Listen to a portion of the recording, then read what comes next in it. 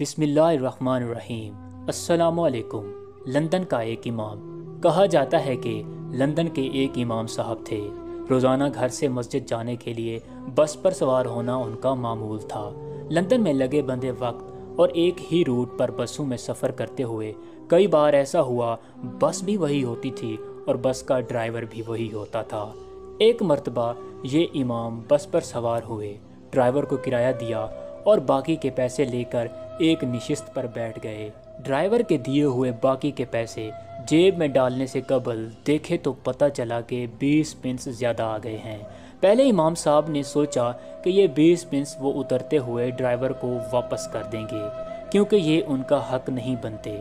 پھر ایک سوچ آئی کہ اتنے تھوڑے سے پیسوں کی کون پرواہ کرتا ہے، ٹرانسپورٹ کمپنی ان بسوں کی کمائی سے لاکھوں پاؤنڈ کماتی بھی تو ہے، ان تھوڑے سے پیسوں سے ان کی کمائی میں کیا فرق پڑے گا۔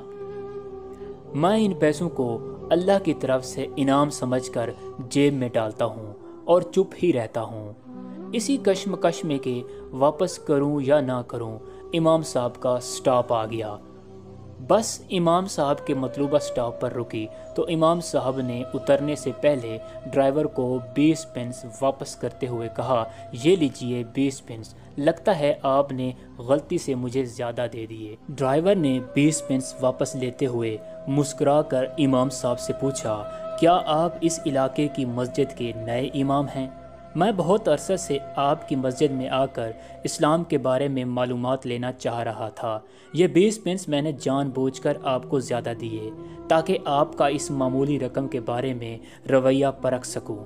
امام صاحب جیسے ہی بس سے نیچے اترے انہیں ایسے لگا جیسے ان کی ٹانگوں سے جان نکل گئی ہے۔ گرنے سے بچنے کے لیے ایک بجلی کے پول کا سہارا لیا، آسمان کی طرف منہ اٹھا کے روتے ہوئے دعا کی، یا اللہ مجھے معاف کر دینا، میں ابھی اسلام کو 20 پنس میں بیچنے لگا تھا۔ یاد رکھیے، بعض اوقات لوگ صرف قرآن پڑھ کر اسلام کے بارے میں جانتے ہیں، یا غیر مسلم ہم مسلمانوں کو دیکھ کر اسلام کا تصور باندھتے ہیں۔ پیارے دوستو، کوشش کریں کہ کہیں کوئی ہمارے شخصی اور انفرادی رویے کو اسلام کی تصویر اور تمام مسلمانوں کی مثال نہ بنا لے۔